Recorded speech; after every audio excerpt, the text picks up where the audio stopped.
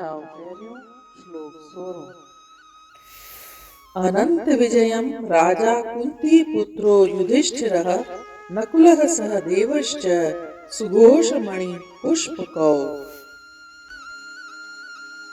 अर्थात कुंती पुत्र युधिष्ठिर ने अपना अनंत विजय नाम का शंख बजाया, नकुल ने सुघोष नामक और सहदेव ने मणि पुष्पक नामक शंख बजाया।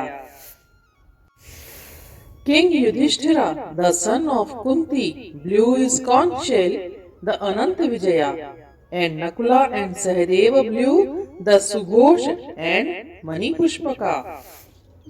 युधिष्ठिर धर्म राज कुंतीय जे लाल, विजय शंख फूके कयो थे कमाल।